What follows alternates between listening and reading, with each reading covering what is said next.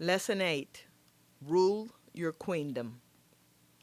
View every position you attain, whether at the office, in the community, at temple, church, even as the matriarch of the family, as a position of relevance and influence. Never allow your circumstances, particularly when they are less than ideal, deceive you into thinking your life is not in your control. Every decision, even a decision to do nothing, has potent repercussions. We are all self-governing with influence over our destinies. Always act from a position of power, not fear. Fake it till you make it. Any woman who projects confidence, even when she feels unqualified and anxious, is an example of how you fake it till you make it. From the way they walked, with their heads erect and eyes forward, to the way they maintained piercing eye contact while speaking. Pioneering women, such as the suffragettes who fought for American women's right to vote, always appeared to be in control. My mother is a retired principal and ordained minister. The joke goes that she drugged me as a child. I was drugged to campfire girl meetings, I was drugged to piano lessons, and I was drugged to church 2 or 3 times a week. At countless church programs, I was given the assignment of standing in front of hundreds of adults to make a speech or give an announcement. It didn't matter how I felt about it. No one rescued me or the other suffragettes if our knees shook, voices quivered, or we forgot our lines. It was big girl boot camp in the neighborhood, a rite of passage, if you will. The leading ladies of our lives hovered nearby, smiling encouragement while insisting we finish what we started. And eventually, we all gained the confidence to keep calm and carry on. Maybe you don't have a late model car, designer clothing, $1,000 watch, or other material things that announce you have arrived. Perhaps it took 7 years to earn your degree at the local community college. And don't let a lack of status symbol cause you to feel inadequate and hinder your ability to take advantage of great opportunities. You spy the CEO at a boring company reception, standing alone with a friendly smile on her face. You've been waiting 6 months for a chance to introduce yourself and share a great idea that would increase the company's profits. Your supervisor won't listen to you, or he always takes credit for your ideas. What do? Seize the opportunity to go around that roadblock in a politically correct maneuver. Do not allow those negative voices in your head to chide. Loser, she won't talk to you. You don't have a gargantuan class ring from her college alma mater. You get your hair cut at the mall with a coupon. This suit is 4 years old and your idea sucks. When the naysayers in your mind start casting stones, remember you're a queen. Do you really think a queen would let someone talk to her like that? The voices in your head are under your control, subject to your rules. Shut them up. Bring new, supportive, encouraging advisors out of your subconscious. Affirm yourself and make something positive happen in your queendom. Unless you're a professional athlete or entertainer, it's unlikely anyone is going to go out of their way to tell you how wonderful you are today and every day. Tell your damn self.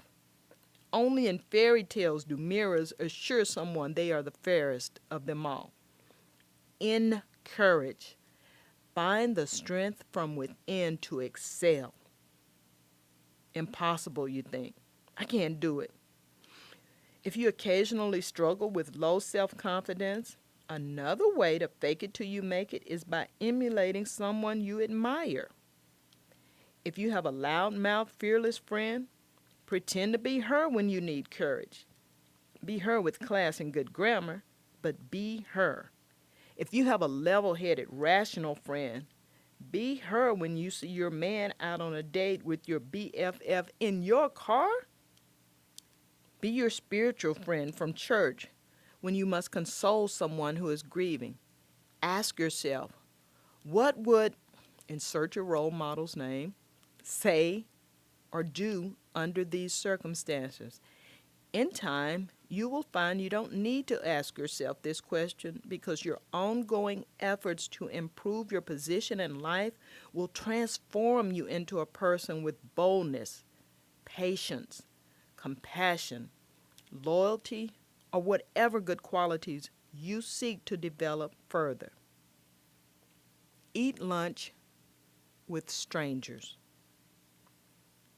As the saying goes, if you always do what you've always done, you'll always be what you've always been.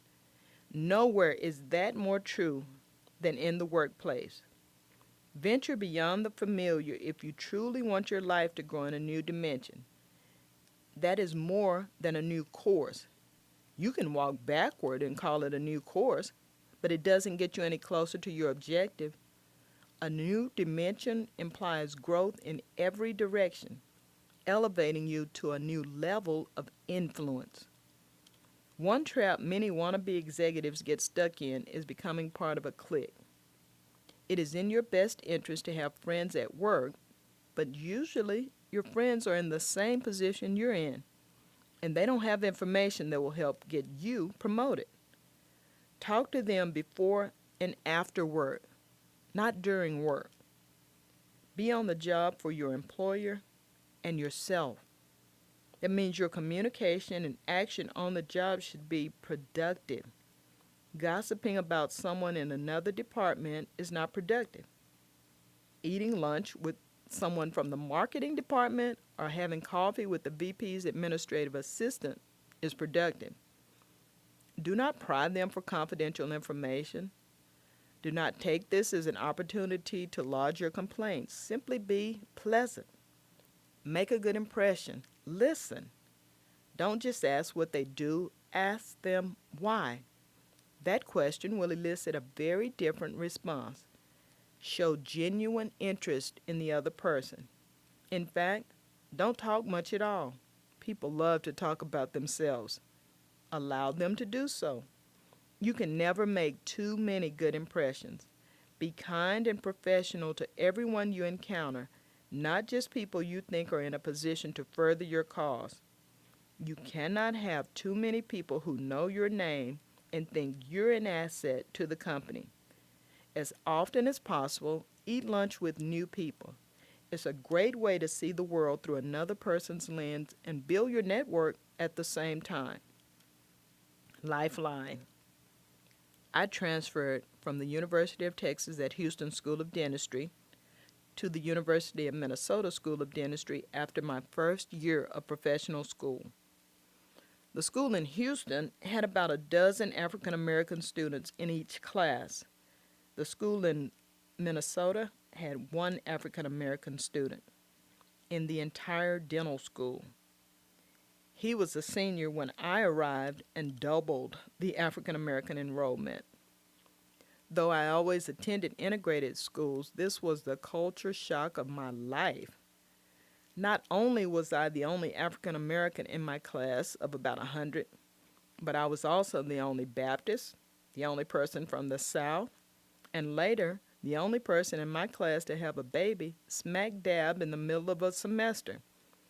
Yes, it was planned, and I don't know what I was thinking. Add to that laundry list the fact that I was married and lived in the suburbs, while most of my classmates were single and lived near the University of Minnesota campus in Minneapolis. I couldn't have been more different from everyone if I'd fallen from a spaceship. Dental school is more like elementary school than college in that everyone in your class takes the same courses at the same time.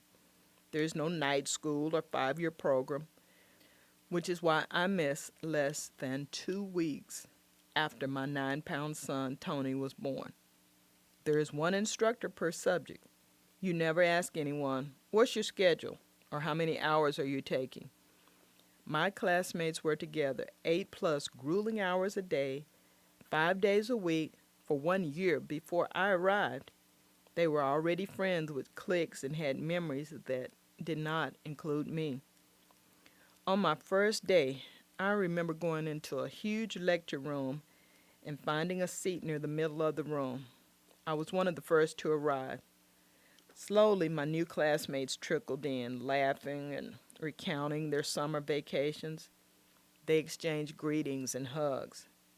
They sat in clusters around me and looked at me curiously, as if I were a new black sun in their otherwise familiar universe. The instructor was running late. This gave everyone even more time to unintentionally make me feel like a special project at the science fair. It wasn't their action, but their lack of action that made me feel so isolated. Eventually, one brave soul, Kirian, the class president, walked over and introduced himself. Later, during lunch, a group of female students invited me to join them. I hesitated. I almost declined because I was so stressed from trying to fake it till I made it home and had a real good, I can't do this, I want to go back to Texas cry. But a dormant voice in my mind said, go on and play with the other kids. It might be fun. So I did. And I made a lot of new friends. After that, I ate lunch with whomever invited me. And yes, often, but not exclusively, it was the same group of women. I learned about Elena's escape from the former Soviet Union and Todd's experience playing on the gold medal winning U.S. hockey team. Kirian's wife was a nurse, and Karen had 2 sons. Jan had a gift of encouragement, and Nancy always made me laugh. Dr. Jean Mary and I were pregnant at the same time. I joined her family practice after I graduated. Well, the story ends 3 years later when I stood on the stage at commencement and gave the address as senior class president. I was elected to this position by my classmates. There is no way I would have been elected if I had let our differences make me feel uneasy. I didn't dwell on our differences. I constantly reminded myself of our common interest, which was the desire to become healthcare professionals helping others. We hope you enjoyed this podcast featuring best-selling author, Doctor of Dental Surgery, and motivational speaker, Monica Dr. Mo Anderson. Educational and entertaining, Dr. Mo Anderson has the right prescription for success. To learn more about Dr. Mo or have her speak to your corporate, civic, or student group, visit her online at drmoeanderson.com or on Twitter at drmoeanderson.